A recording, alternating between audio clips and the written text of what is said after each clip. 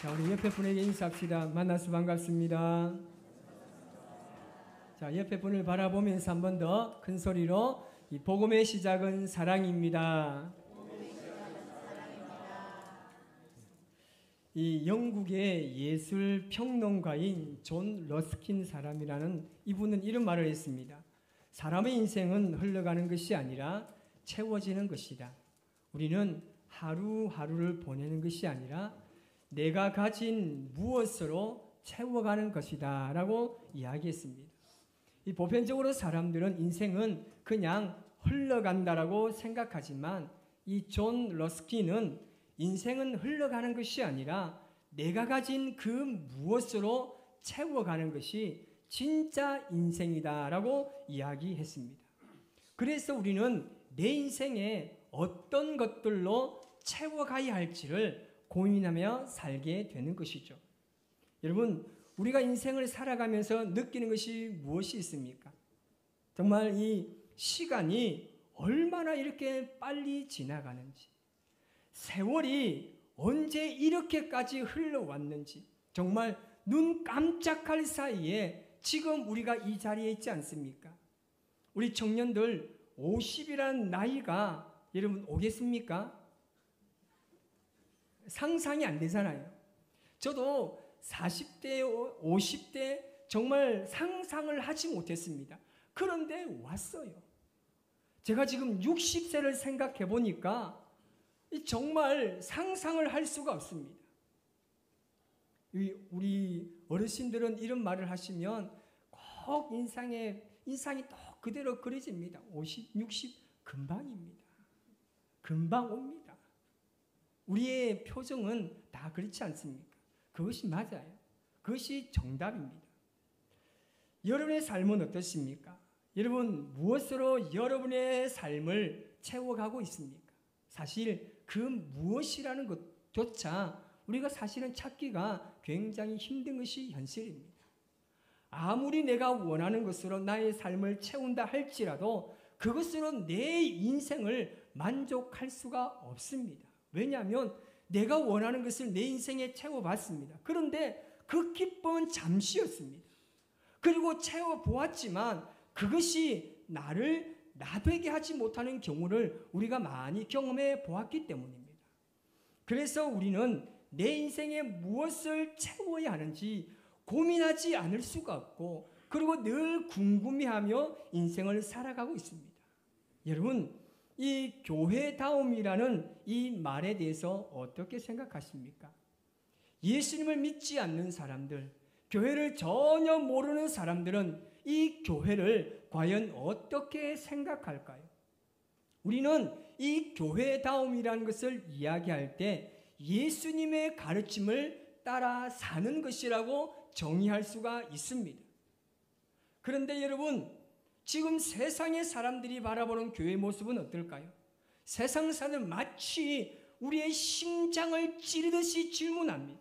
아니, 교회 다니는 사람들이 왜 그렇게 살아요? 아니, 교회 다니는 사람들이 그렇게 살아도 되나요? 정말 이런 질문을 받을 때마다 부끄럽지 않을 수가 없습니다. 교회가 이 교회로서의 기능, 성도가 성도로서의 기능을 다하지 못했기 때문에 세상은 우리에게 그런 질문을 가지고 도전해 오는 것입니다. 그런데 여러분, 그 질문을요, 우리가 깊이 생각해 보면 그 해답은요, 정말 간단합니다.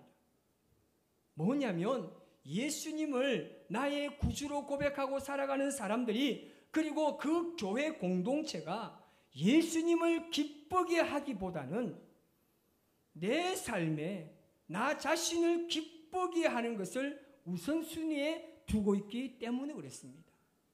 우리가 예수님께 칭찬받는 것보다 주위 사람들에게 인정을 받고 주위 사람들에게 칭찬을 받기를 원하는 마음 때문에 그런 겁니다. 여러분, 교회다운 교회는 거저 주어지는 것이 아닙니다. 우리는 반문할 수 있습니다. 아니, 하나님께서 다스리시고 주관하시고 하나님의 교회가 안에 교회가 있다면 당연히 교회는 좋은 방향으로 그리고 좋은 결과를 내어야 하지 않습니까? 라고 이야기할 수 있습니다. 맞습니다. 교회는 하나님께서 주관하시고 다스리시기 때문에 좋은 결과와 좋은 방향으로 나아가야 합니다. 하지만 어쩌면 이 말도 틀린 말입니다. 왜냐하면 하나님께서 세우신 교회는 하나님께서 세운 사람들을 통해서 일하시기 때문입니다. 하나님께서 교회라는 공동체 안에 지체들로 세워주신 성도들과 함께 하나님의 교회를 만들어져 가는 것입니다. 이것이 교회입니다.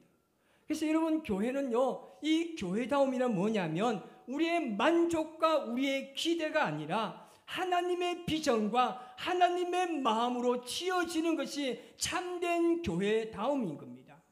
그래서 교회의 본질은 뭐냐면 이 교회다움을 회복하는 것, 그것이 바로 교회다움입니다. 오늘 말씀에서도 교회다움이 의미하는 것이 무엇인지 우리에게 말씀하고 있습니다. 솔로몬의 아버지 다윗이 이제 죽고 난 이후에 그의 아들 솔로몬이 아버지를 이어서 이스라엘의 왕이 되었습니다. 출애굽한 지 480년 후 솔로몬이 왕이 된 지 4년 된 해에 이제 이스라엘이 이 성전을 건축하기 시작합니다. 근데 이 일은요, 그냥 이루어진 것이 아닙니다. 그의 아버지 다윗에게 하나님께서 약속하신 대로 이루어진 것입니다.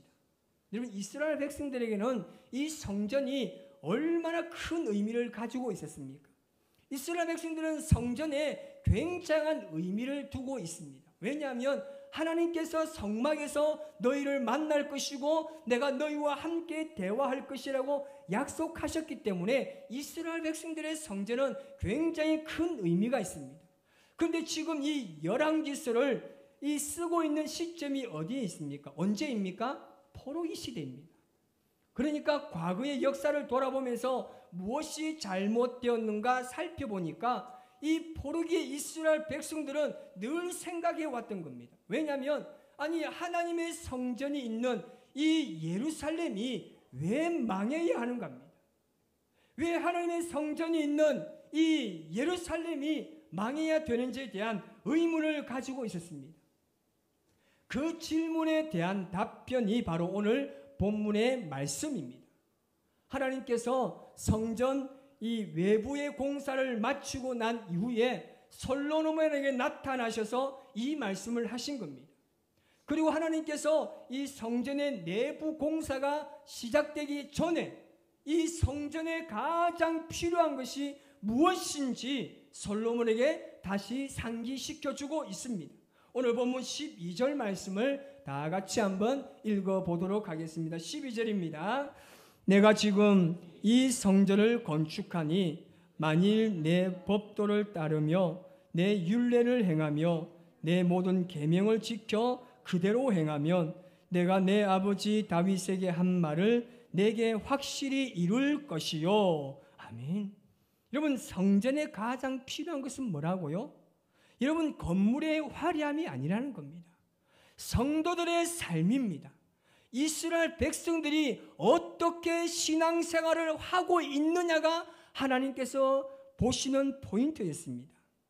여러분, 아무리 아름다운 성전을 건축한다 하더라도 너희들이 이 성전에서 내 율례를 지키지 아니하면 이 성전이 무슨 의미가 있느냐는 겁니다.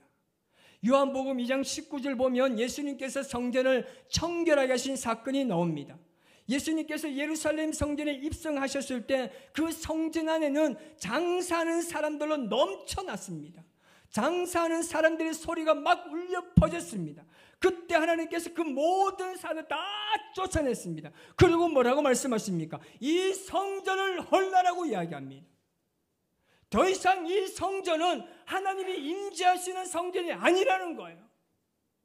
이 성전은 지금 하나님이 받으실 만한 성전이 아니니까 너희들 빨리 성전을 헐어라. 내가 다시금 세우겠다고 이야기하셨습니다.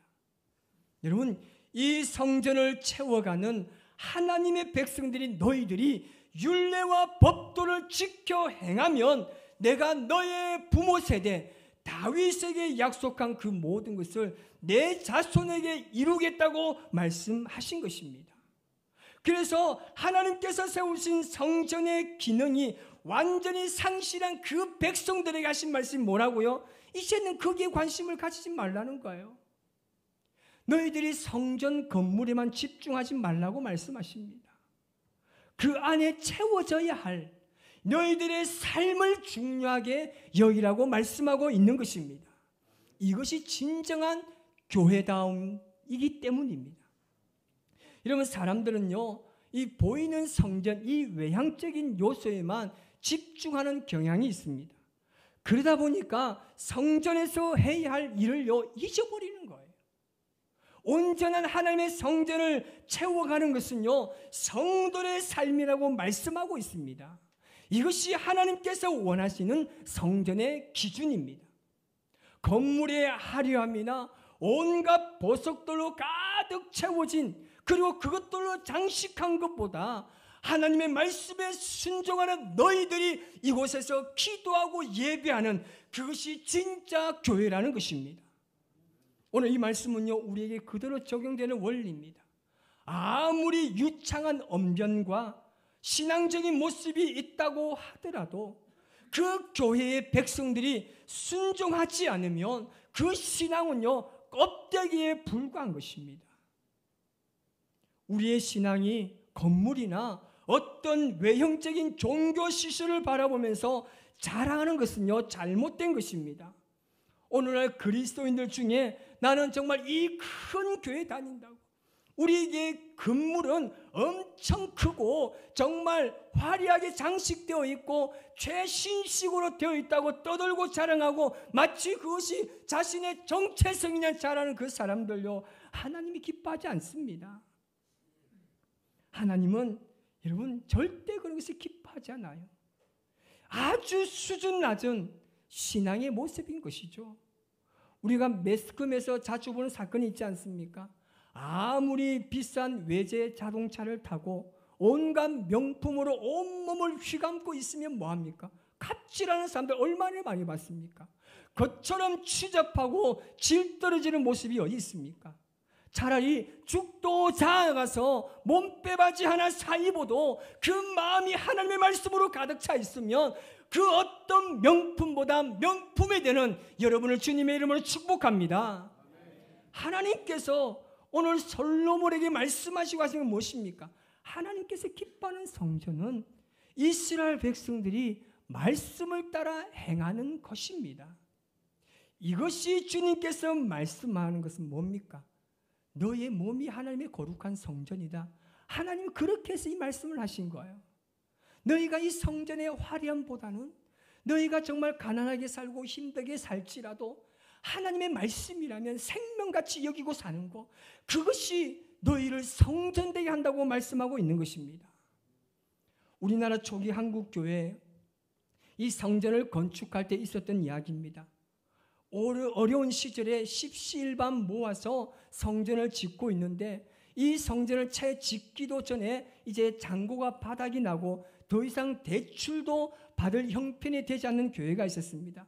그래서 교회를 계속해서 지어야 할지 아니면 이 중단해야 될지 우리 당의원들과 함께 의논하고 재직들과 함께 나누는 그때 그 시간이었습니다. 그때 어떤 집사님이 막 소리치면서 교회를 들어왔습니다. 목사님, 돈이 들어왔습니다.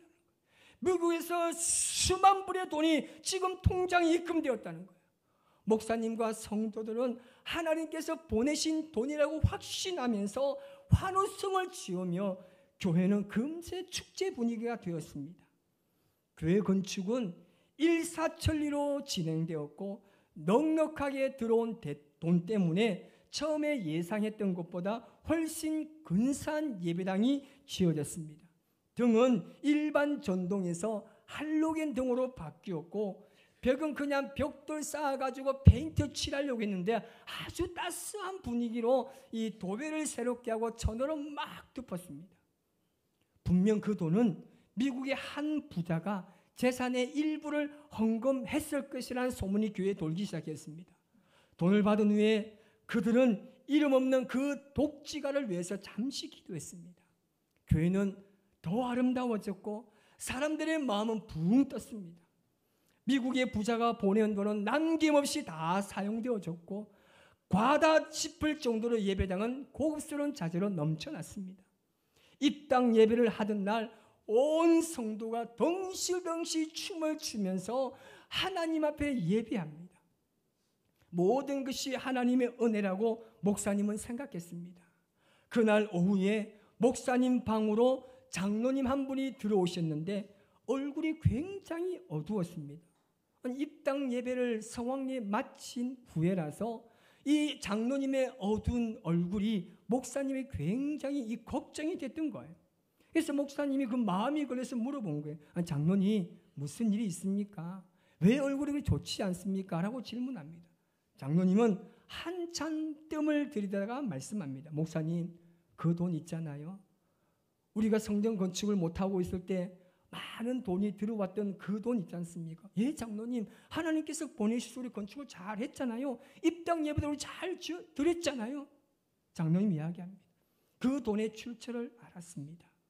목사님께서는 이 헌금을 보낸 사람을 찾았구나라는 마음을 가지고 있었는데 이 장로님의 얼굴을 보니까 아니 돈이 잘못 들어온 건지 아니면 이 부정한 돈이 흘러서 우리 교회에 들어왔는지 굉장히 걱정된 거예요.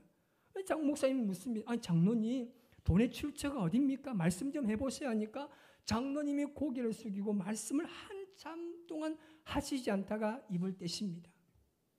목사님, 그 돈은 사업가가 보낸 것이 아니라 어느 조그마한 미국 교회 성도가 보낸 것이었습니다. 그러시면서 장로님이 천천히 말을 이어갑니다. 미국의 한 가난한 성도에 대한 이야기였습니다. 평생을 하나님을 믿으면서 가난 때문에 교회에 대한 늘 빚진 마음을 가지고 살아왔는데 어떤 순간에 이 한국 교회 한 교회가 헌금이 모자라서 돈이 없어서 성전 건축을 중단했다는 소식을 듣고 난 후에 몇 날 며칠을 고민했다는 겁니다. 모은 돈이라고 해봐야 겨우 입에 풀칠할 정도고 거리가 너무 멀다 보니까 직접 교회 가서 노동력을 도우지도 못하는 처지에 뭔가 하나님께 드리고 싶었던 그가 내린 결론은 뭐냐면 자신의 몸을 드리는 거였습니다.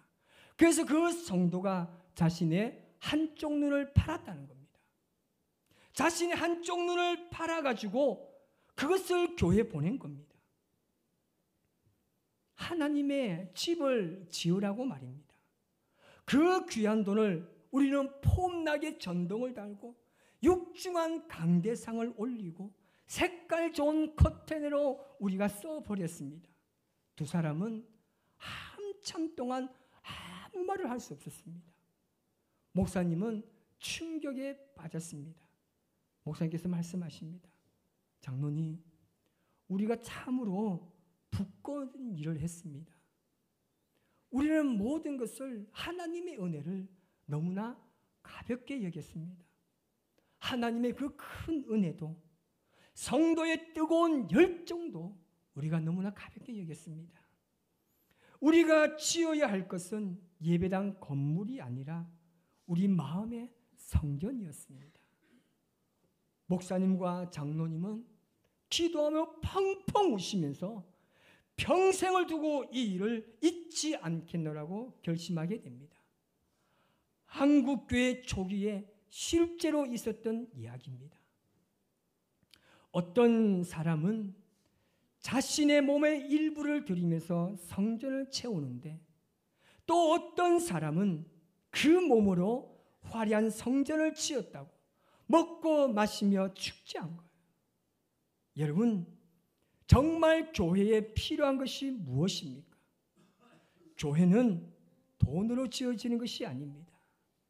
교회는 하나님의 일하심으로 지어지는 것이고 하나님의 나라를 세우기를 원하는 자들의 비전으로 세워지시는 것을 믿습니다.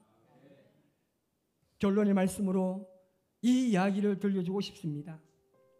지금 중국 광저우에서는 제19회 아시안 게임이 진행 중에 있습니다. 그 종목 중에 축구가 있는데 우리나라 남자 축구의 첫 상대가 쿠웨이트라는 나라입니다. 불과 425만 정도 되는 아주 작은 나라입니다. 그 나라와 경기를 했는데 우리나라가 무려 9대 0으로 이겼습니다. 경기가 끝나고 난 후에 이 쿠웨이트 페이시 감독이 한 말이 아주 인상적입니다. 그가 이렇게 이야기합니다. 아주 전문적인 수준의 팀과 경기를 했습니다. 매우 어려운 경기였고 우리와는 완전 다른 수준의 팀이었습니다. 라고 이야기를 했습니다. 여러분, 우리 그리스도인들이 이 정도는 돼야 하지 않겠습니까? 다른 사람과 다른 수준의 사람, 클래스가 다른 어나들 레벨이 되어야 되지 않겠습니까? 여러분, 클래스가 다른 사람은요, 삶의 방식도 다릅니다. 정말 하나님께서 우리 교회를 처음 세우실 때 그 하나님의 마음이 무엇이겠습니까? 모든 사람들은 사실 교회 건물을요, 웅장하게 짓고 싶어 합니다. 그런데 지금 남는 것이 뭡니까? 후회뿐입니다. 성도들이 정말 피땀 흘리고 정말 고생해서 번 돈으로 하나님의 성전을 짓는데 화려함에만 집중한다면 하나님이 기뻐하시겠습니까? 저는 우리 교회가 너무나 아름답다고 생각합니다. 우리 교회 주차장 얼마나 넓고 여러분 오시는 분들마다 우리 교회가 너무나 좋다라고 이야기합니다. 대형교회 오시는 목사님들 제보고요, 와, 목사님 정말 잘 지었네요. 잘 지었죠. 그런데 저는 이야기합니다. 성도들이 기도해서 지금까지 우리 교회가 이렇게 지어졌습니다라고 이야기합니다. 여러분, 그렇습니다. 우리가 잘 살면 얼마나 잘 살겠습니까? 우리가 얼마나 헌신하고 섬기면 얼마나 하겠습니까? 여러분, 저는 이 교회가 어떤 외형적인 것이 아니라 어떤 목사나 장로나 권사나 안수집사나 집사나 이런 직분이 아니라 정말 하나님 말씀을 지키기 위해서 우리가 살아가고 있는 삶의 현장에서 처절하게 몸부림치며 기도하는 사람들이 모인 교회가 되기를 원합니다. 그런 자들이 모인 교회는요, 정말 세상의 사람들이 따라올 수 없는 어나들 레벨이 되는 겁니다. 우리 교회 신앙이, 우리 교회 모든 지체들이 그렇게 될 수 있기를 주님의 이름으로 축복합니다. 정말 클래스가 다른 믿음의 삶을 사시기 바랍니다. 여러분, 정말 내 믿음을 위해서 말씀을 지키고 정말 말씀에 따라 살기 위해서 몸부림치 보세요. 하나님이 교회를 교회되게 하시는 것입니다. 우리 믿음의 선배 중에 누가 있습니까? 바울과 같은 자가 있지 않습니까? 그가 정말 복음의 말씀대로 살기 위해서 얼마나 많은 고통과 고생을 했습니까? 그러면서 그는 끝까지 뭐라고 이야기합니까? 나는 없어도 된대요. 나는 죽어도 된대요. 내 생명이 다해야 된대요.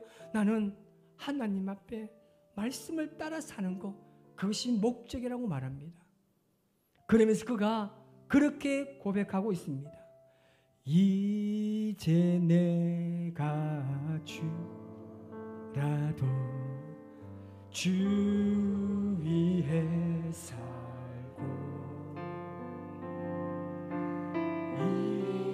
이제 내가 죽어도 주 위에 주네. 하늘 영광 바라보며 하늘 영광 보여주며 날 오라 하네.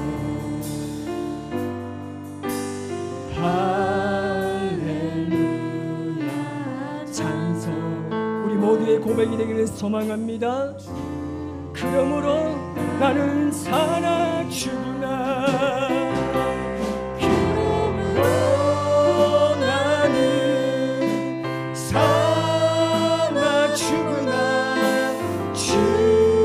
하나님을 향한 믿음의 결단이 있기를 소망합니다. 사나 죽으나 사나 죽으나 나 위에 피 흘리신 주만을 바라보며 고백하며 나아갑니다. 이제 내가 떠나도